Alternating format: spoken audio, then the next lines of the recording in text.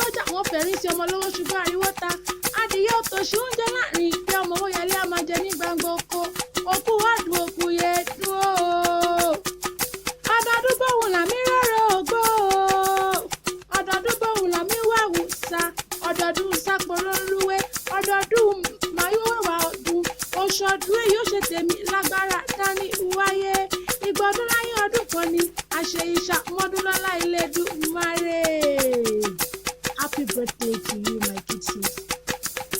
Wish you long life and prosperity. Ìgbọ̀dún láyé ọdún kan ni àṣẹ ìṣàmọ́dún lọ́lá Elédùmarè.